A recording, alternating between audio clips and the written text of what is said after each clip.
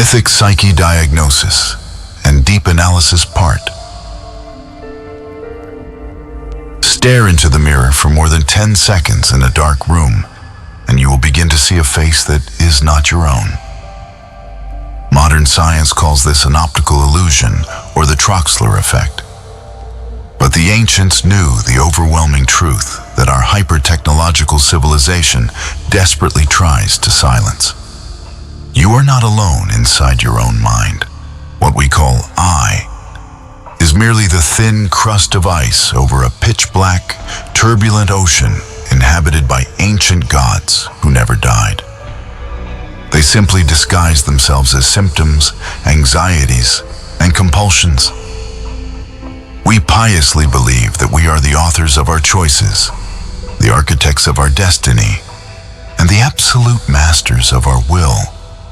But the truth is that we are being lived by archetypal forces operating in the shadows of our biography. Your midnight anxiety, your chronic emptiness after achieving success, and your irrational fear of abandonment are not chemical glitches in your brain, but rather the call of an exiled deity demanding their tribute of blood and attention.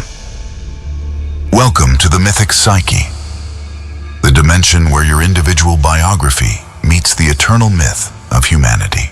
The great disruption of contemporary thought lies not in artificial intelligence or space exploration, but in the shocking discovery that modern man is a primitive man, wearing a suit and carrying a supercomputer in his pocket. We emptied the temples, tore down the altars, and decreed the death of the sacred, believing that reason and science would be enough to illuminate the dark corners of our existence. However, by banishing the gods from the outside world, we condemn them to inhabit the only place from which they could never be exiled, our unconscious. When you deny the myth, it does not disappear. It turns into neurosis.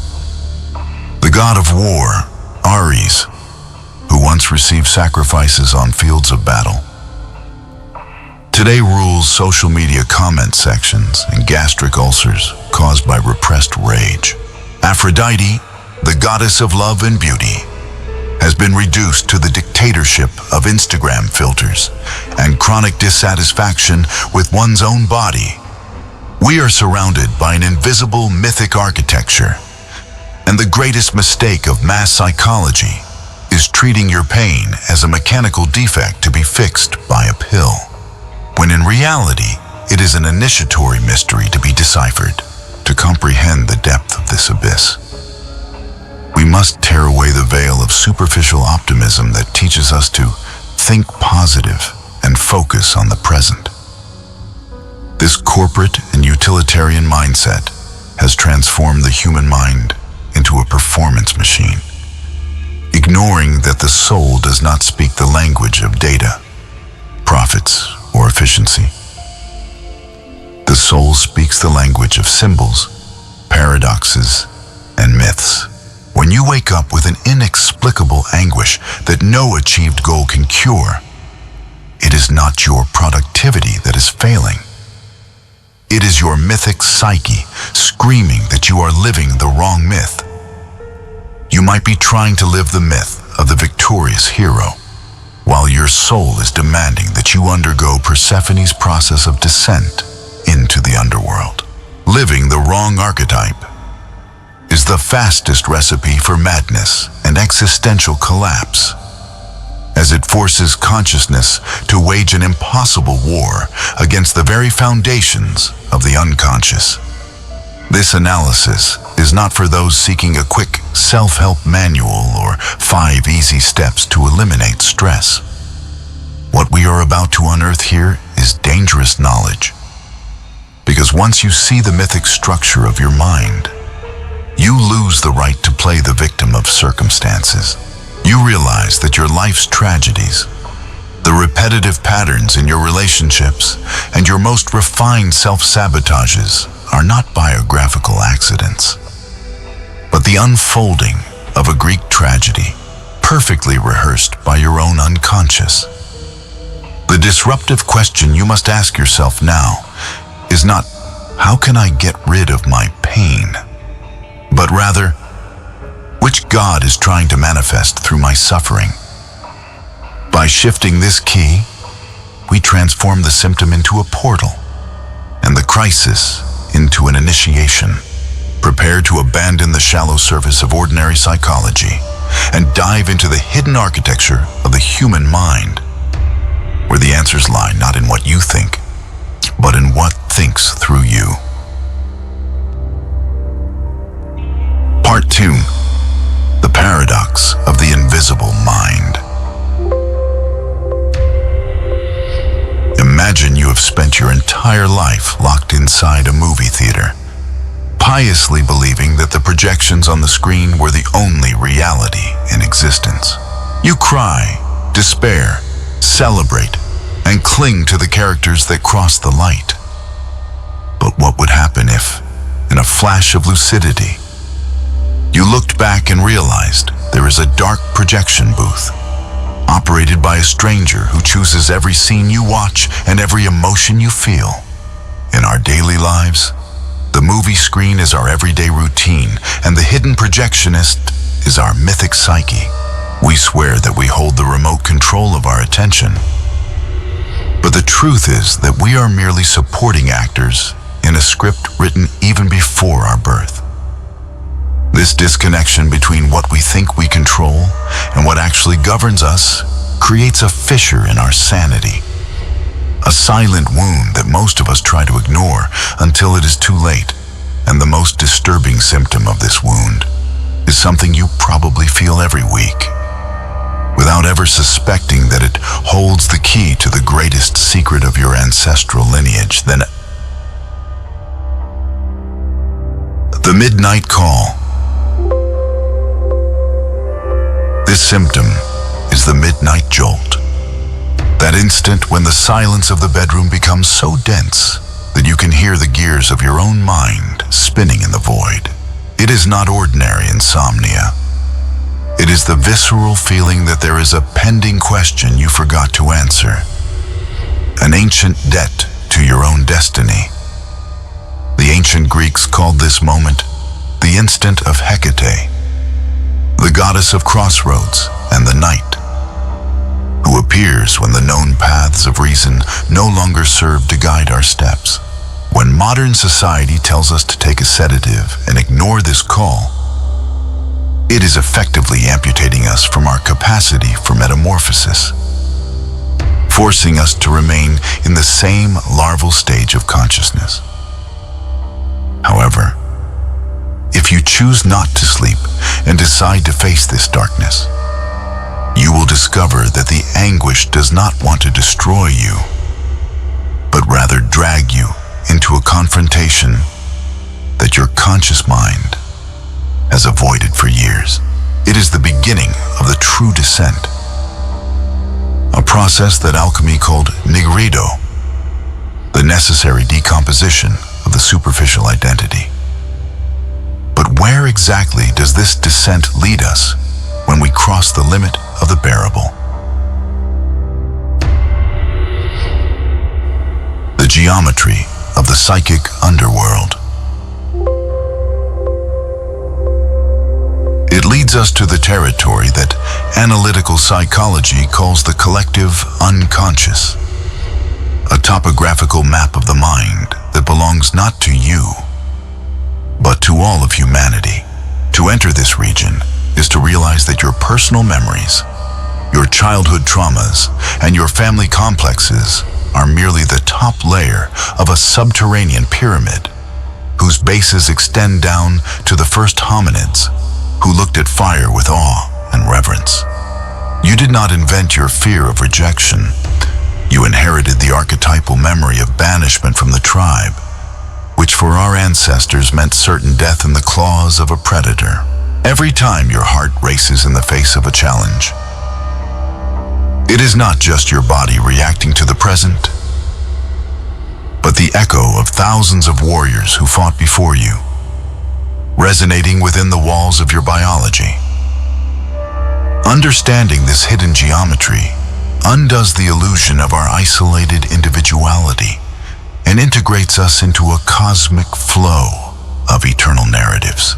The problem is that, upon realizing that we are inhabited by a multitude of past eras, we are confronted with a terrifying paradox.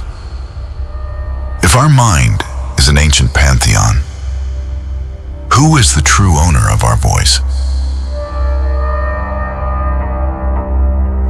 The tyranny of the deluded ego. The answer to this question is the greatest narcissistic shock a human being can suffer, for it reveals that our beloved ego, this identity we defend with such pride that we put on resumes and that we feed with likes, is merely a puppet monarch. The ego believes it rules the kingdom because it signs the decrees. But those who finance the army, dictate the invisible laws, and sabotage royal plans are the archetypal complexes inhabiting the palace of shadows. We spend our lives trying to build a career, maintain a marriage, or accumulate wealth based on what the ego deems safe and acceptable, only to watch everything collapse in an inexplicable act of self-sabotage that destroys a decade's work in a single night. We blame bad luck, the betrayal of others, or fate, refusing to admit that the internal saboteur was, in fact, a part of us that could no longer tolerate the lie of a superficial life. This destructive and corrective force is what mythology personified as the goddess Nemesis, the force of cosmic retribution that punishes hubris, the human arrogance of thinking one can ignore the laws of the invisible. And when Nemesis strikes, she always chooses the exact spot where we judge ourselves most invulnerable. The sacrifice of the social mask. This weak spot is our persona, the social mask we sculpt with such care to be accepted, loved, and included in the pack. The persona is our shield against the world's rejection, the character we created to please our parents, our bosses, and our partner. But the price of carrying a mask for too long is the suffocation of our true essence. The more perfect, shiny, and flawless your public persona is, the denser, more monstrous, and dangerous your shadow becomes. That part of you that keeps all your repressed desires, your unexpressed furies, and your inconvenient truths. The shadow is the hungry wolf. We lock in the basement of our morality, feeding it with the garbage of our daily denial, forgetting that wolves locked in the dark do not starve to death. They learn to hunt in silence. The collapse of an entire life happens when this wolf finally breaks down the door and invades the living room of consciousness, manifesting through a panic attack, a devastating betrayal, or a paralyzing depression. It is the moment when the mask cracks and we are forced to look at our own monstrosity, discovering that the monster in the mirror does not want to devour us, but to free us from a well-dressed lie. The alchemy of internal integration. Looking at one's own monster without looking away is the ultimate test of the mythic psyche, the turning point where the sufferer ceases to be a victim of the unconscious and becomes an initiate into the mystery of being. This process of integration does not consist of purifying the mind or eliminating negative thoughts, as superficial modern trends preach, but in realizing the sacred marriage between our light and our darkness. It is accepting that the relentless ambition you condemn in others is the very same strength you need to get your projects off the ground. That the vulnerability you hide as weakness is the only real bridge to true love. In the language of myths, This means you must not kill the dragon, but learn to ride it to fly beyond the walls of your tiny comfort zone. By integrating the shadow, we stop being scattered fragments of conflicting desires and become an indestructible psychological unity, tuned to the center of our own soul. But achieving this wholeness requires crossing one final frontier, a threshold where the very notion of time and space dissolves, revealing that your current journey was designed thousands of years ago in the stars of human imagination. The return to the individual myth.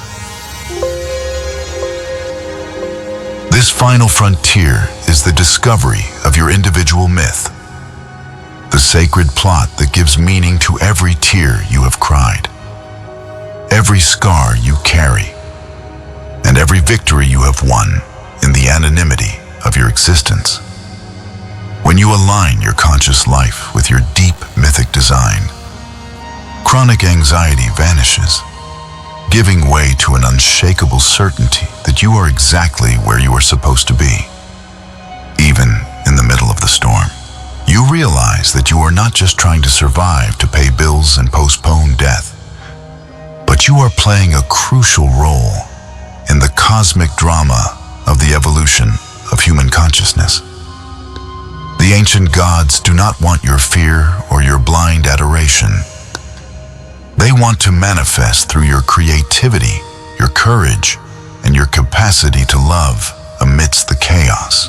By closing this cycle of understanding, you do not return to the world as the same person who began this reading. You return as a fire bearer, ready to rewrite your destiny with the ink of consciousness. The true journey of the mythic psyche ends here, at the exact point where your real life begins.